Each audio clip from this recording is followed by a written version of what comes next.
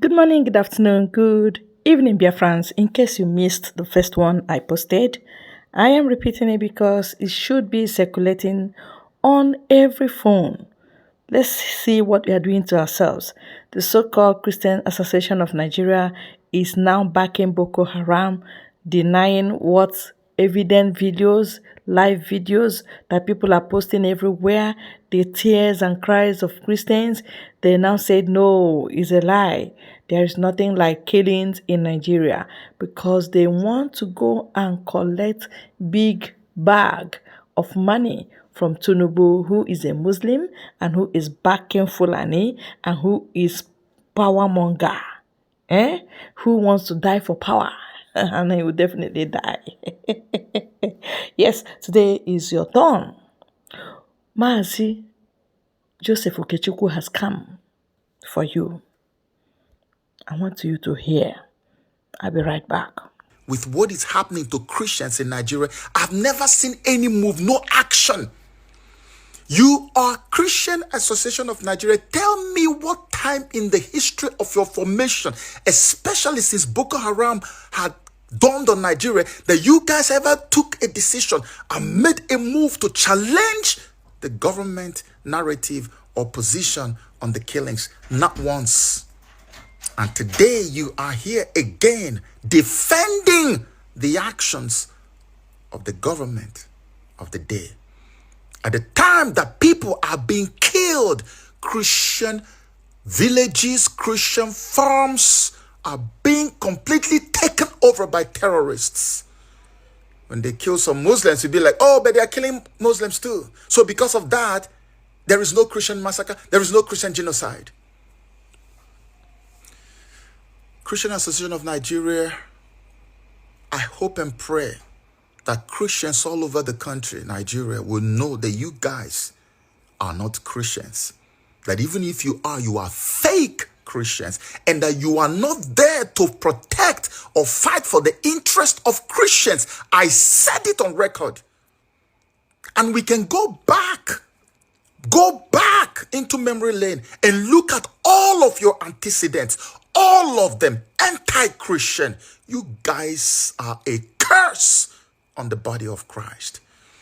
And all I can say is, may the God of heaven rebuke all of you one by one. You see, because of tribe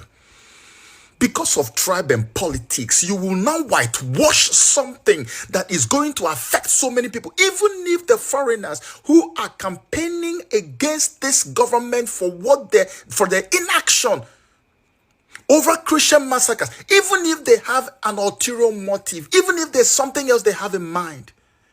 Why would you stand there and sugarcoat something that is known to even an unborn child, that there is a massive unfolding Christian genocide in Nigeria?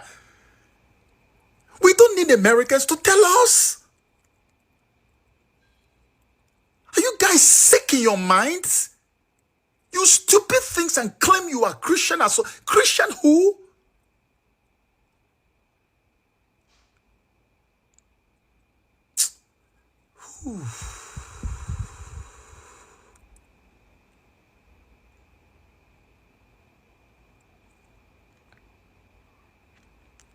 Help is on the way. Help is on the way. One way or another. God will see his people through. Oh, he will see his people through. Trust me.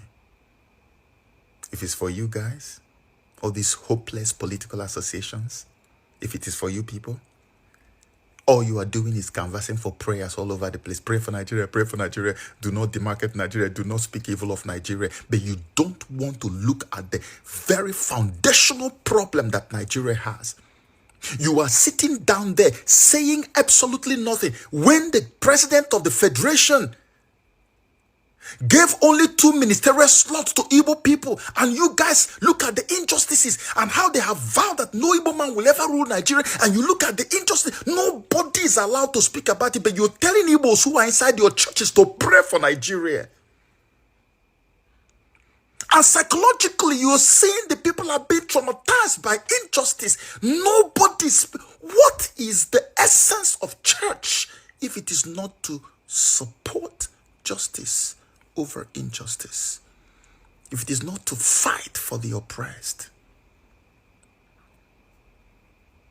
Because church is business for Nigerians, is a political tool of control in Nigeria. That's why nobody will pay attention.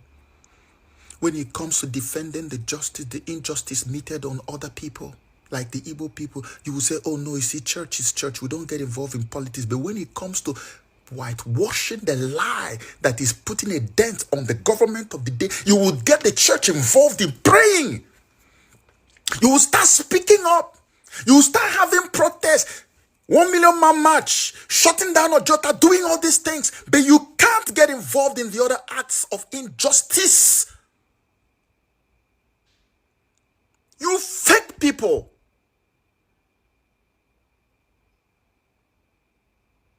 I say it again. The help is on the way.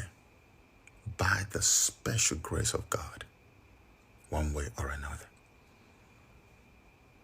God bless you. Someone asked me a very, very important question that I wanted to answer publicly. He said to me, Joe, why don't you support One Nigeria? And I asked him, what is One Nigeria? And he said, One Nigeria is uniting everyone under one umbrella, one name, Nigeria, so that we can become one and love one another, so that all the divisions will disappear. Bottom line, unity. That's what he said.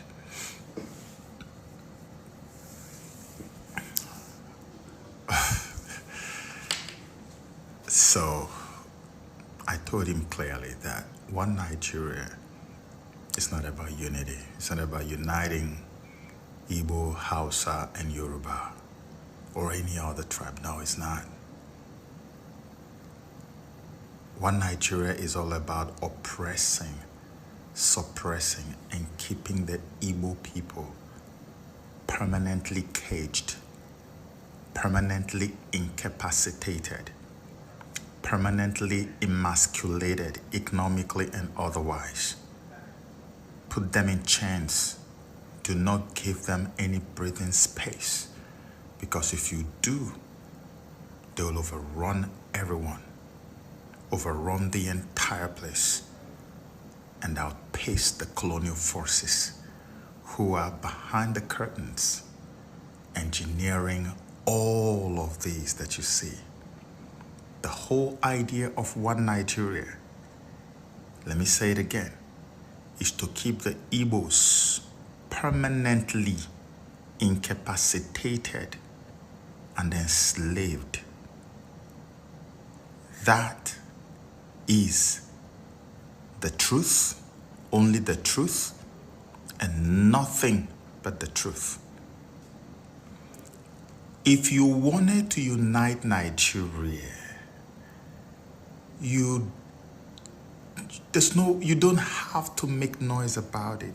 The indices of unity are there. There are so many things that Nigeria could have done if they wanted to be united, if that's what we are pursuing in Nigeria, if that was the agenda. I'll give you a few examples so you don't think I am just speaking sentimentally or I'm just being a typical Igbo man, playing the victim's card like you people always say. Explain to me why people in Yoruba land, children at school, are not being taught Yoruba language, Igbo language, and Hausa language at school. Explain to me why kids in Igbo land are not being taught all these three major languages, and kids in the north are not being taught all these three major languages, so that whenever they go to any part of the country that they don't originally come from, they can easily communicate with their fellow Nigerians. If an Igbo child gets up from Igbo land and gets into Yoruba land, if a Yoruba child gets up from Lagos or anywhere in Yoruba land and gets to the north, they will never have a single language barrier. They will speak to whoever is there and they will understand. If this was implemented when I was in primary school, even secondary school, by now our own children will be the next generation that is carrying on them this mandate of unity, a very critical aspect of that unity that you say they are looking for, which is not what they're looking for. If unity was the agenda, why is it that the military was structured in such a way that there is a massive lacuna between the military in Nigeria and the people of Nigeria, the civilians? The military functions in a way that when the people see the military coming, they see an enemy. When the military sees the people coming, they see a potential enemy. There is no connection, no love affair, nothing whatsoever, because they were structured to protect the interest of the colonials at the center, where these things are dictated from. The military's job is to answer to the federal government. Go to other countries in the world, you will see the relationship. Have you seen where the military is punishing a civilian in Nigeria? You can just tell that there is no relationship whatsoever. It was by design. If a military man is in trouble somewhere today, Nigerian people, for the most part, a greater percentage will allow that military to perish if they won't even make it easier for him to perish. Because there is an enmity that is created between the two. It was by design, because they are meant to protect the forced unity. So that if anybody wakes up and says, I am tired of this fake unity, I want to have my own freedom, the military will step in.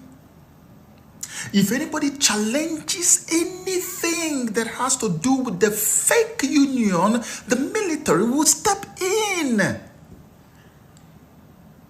Rather than saying, no, the people have the right to say they don't want. We are the military, we will stand with the people. No, but the military will stand with the federal, which represents the colonial interest.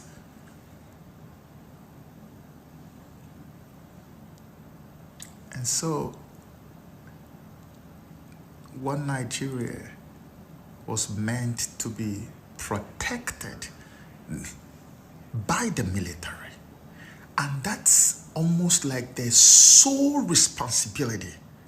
That anybody who shall dare to come against this whole idea of one Nigeria, which is actually not about one Nigeria, that the military shall come to find out what your problem really is.